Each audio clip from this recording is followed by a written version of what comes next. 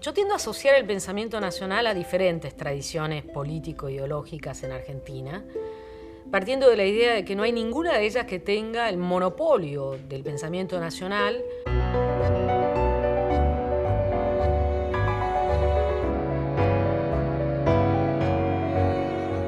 En la Argentina y en la actualidad también, ¿no?, coexisten de manera muy conflictiva matrices político-ideológicas diferentes que a mí me gustaría ver que coexistieran y se articularan entre sí en los procesos histórico-políticos, pero que no sucede.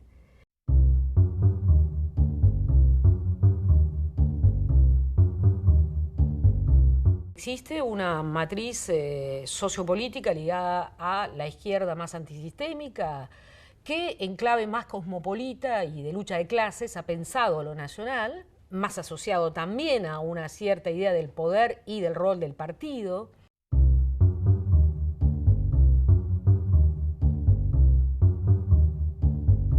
Hay una matriz autonómica que sobre todo en la última década ha aparecido como un elemento fundamental o un actor fundamental en los movimientos sociopolíticos contemporáneos,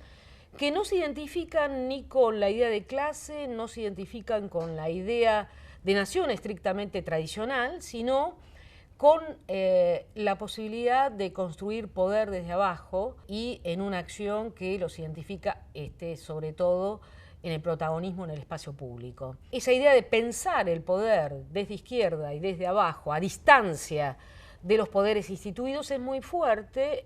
en tanto y en cuanto atraviesa muchas experiencias sociales y políticas contemporáneas, no solo en Argentina, sino también en América Latina y en el mundo.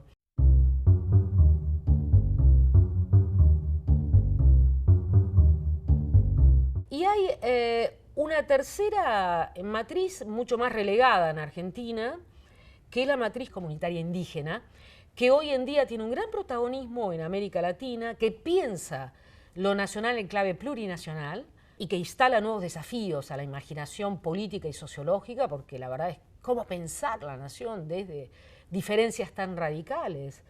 que suponen la coexistencia de distintos pueblos-nación, que insisto, acá en Argentina son la periferia de la periferia y han sido el objeto de genocidio histórico, fundacional de la nación argentina.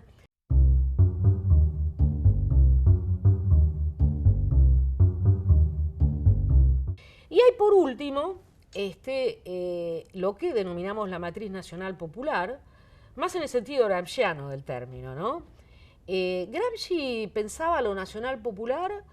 no como algo incontaminado, sino como el punto de partida para construir una voluntad colectiva. Sabemos que en América Latina esto no fue articulado desde la hipótesis del socialismo, como pensaba Gramsci, sino desde el populismo. El populismo efectivamente a ese nivel ha articulado gran parte de ese espacio con diferentes experiencias, ¿no? Una manera de pensar la nación mucho más articulada con la idea de liderazgos, de fuertes liderazgos, y una fuerte fetichización también del Estado. De ahí que muchos creamos ver también una suerte de captura de lo nacional popular desde la experiencia populista.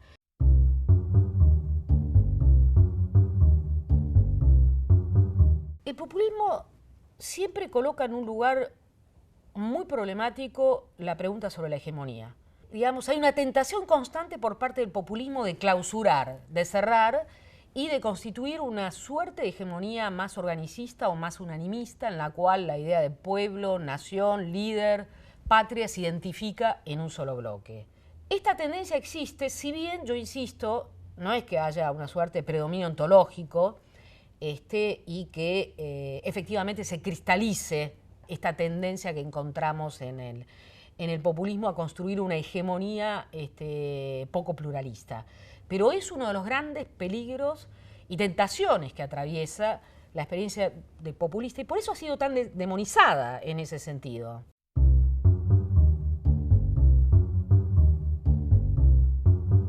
Las experiencias populistas que conocemos en América Latina también guardan fuertes diferencias entre ellas. No es lo mismo Evo Morales, que emergió de los movimientos sociales, que Rafael Correa, ¿no?, que es un dirigente de clase media universitario que no emergió de la acción de los movimientos sociales, sino de la descomposición de un sistema político tradicional. No es lo mismo Chávez. Chávez es alguien que ha tenido una gran capacidad para interpelar a América Latina en clave antiimperialista, o mejor dicho, en instalar esa narrativa latinoamericanista que hoy vemos en América Latina, que Cristina Fernández de Kirchner o que Néstor Kirchner, que sintetizan para mí más bien expresiones del peronismo más tradicional,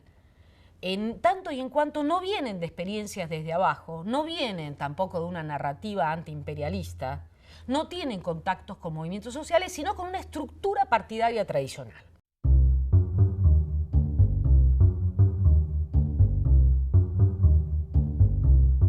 Y en ese sentido también establezco la distinción entre lo que es un populismo de clases medias y un populismo de clases populares. Yo creo que Chávez y Evo Morales, con todos sus defectos y limitaciones, han consolidado un populismo de clases populares que llegó a interpelar al poder en clave de democratización desde abajo. Mientras que los casos de Ecuador con Rafael Correa y del kirchnerismo en Argentina sintetizan más bien una expresión del populismo de las clases medias, donde son las clases medias las que hablan en nombre de los sectores populares, son las clases medias las que se han empoderado y no los sectores populares, como sucede en las otras experiencias. De ahí sus claras limitaciones, que se ve ahora en la actualidad con el encapsulamiento de sectores de clase media en los cuales se apoya el gobierno de Cristina Fernández de Kirchner.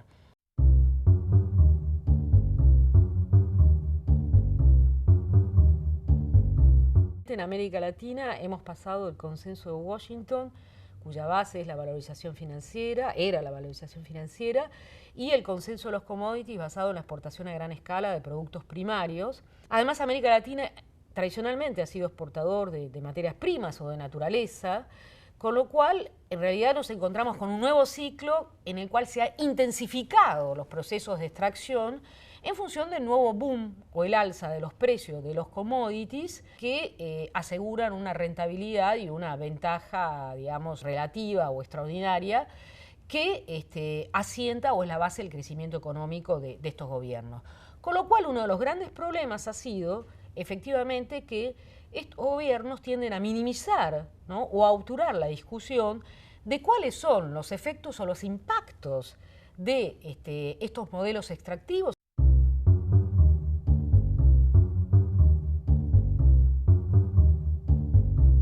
Y esto se ha manifestado a lo largo de diferentes conflictos en América Latina. Y ahí la reacción de los gobiernos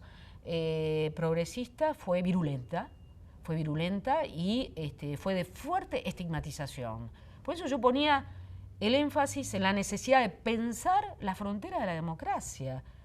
de pensar la relación entre modelo de desarrollo y regresión de la democracia, sobre todo en el plano local, que hoy está absolutamente invisibilizado en la escena o en la agenda nacional.